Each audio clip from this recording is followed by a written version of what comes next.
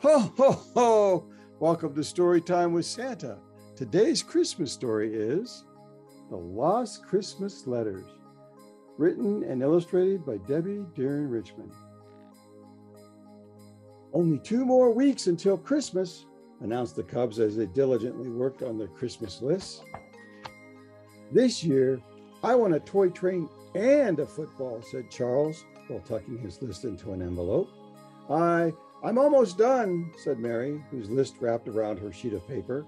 I just need to add one more thing. To Santa with love. There, done. Preston paced the room. You Cubs better get going to the mailbox before the snow starts, Mother said as she glanced out the cave opening. Preston wrapped his red scarf tightly as he waddled towards the mailbox. Growling back at his lollygagging siblings, he huffed, Hurry up, you two. Their banter was interrupted by the shouting of their friend Frankie. Where is it? He gripped his letter so tightly it practically disappeared in his paws. The mailbox is gone. Preston shook his head back and forth. Last night's storm must have blown it away. Oh, that's just great.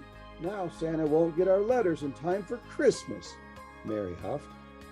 Or these, said Charles as he hurried to pick up scattered envelopes. They were addressed to the North Pole. Maybe we should take them to him. Frankie chuckled as he gathered the last envelope. Take them to who, Santa? We don't know where he lives. Well, we don't, but I bet Mr. Beaver the mailman might, said Mary. A mighty whinny carried through the forest as Cody galloped toward them. Santa's missing letters. I have searched far and wide. I knew that I would find them. Santa has been so dismayed, he thought the children forgot to write their letters. Together, they loaded all the letters into the sacks and hoisted them onto Cody's back. The group headed off into the forest, and then snow began to fall. Even harder. Cody, Mary called through the snowflakes, do you know where you're going? I was following my own tracks back, but it seems now they're covered. Hello, a friendly voice called as antlers emerged from the snow. Dylan, we are glad to see you. Charles gave him a big bear hug. We are on our way to deliver lost letters to Santa. Well, I can't tell you how to find Santa, but I can help you carry some of those. As they journeyed further, a painful howl cried out from the trees. Wendy, Mary questioned as she neared her den. I went to the mailbox to drop off the letters from my pack, and it was gone. Now none of the wolves will get their letters to the North Pole in time, she sobbed. Just then, something red zipped through the snow, singing cheerful news. Follow me, don't delay. I know the way to Santa's place. All eyes lifted upward as Mr. Cardinal flew off in the distance, towards a smokestack pouring out from a chimney. Over the hills, on the brink of the piney forest, a log house stood. Together, the 3 Cubs knocked on the door and took a step back as the wooden door creaked open.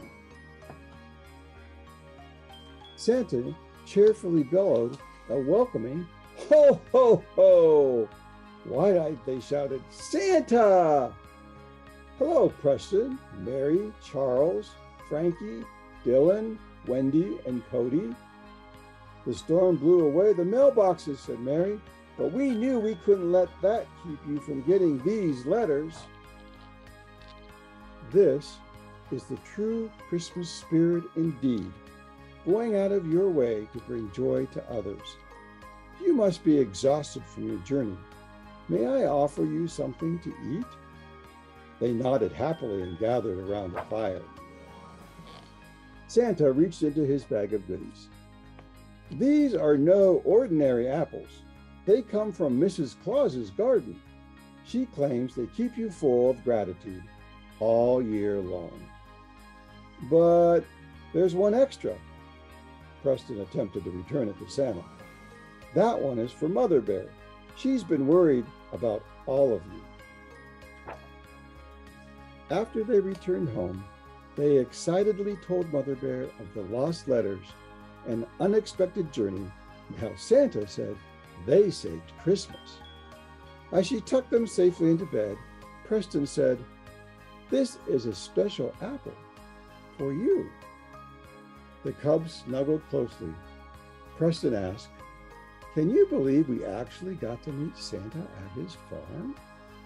"That was awesome," giggled Mary. "Do you know what my favorite part of today was?" smiled Barry. "Knowing that our journey helped all of the forest animals to have a very Merry Christmas." That's today's story, The Lost Christmas Letters, written and illustrated by Debbie Dearen Richmond.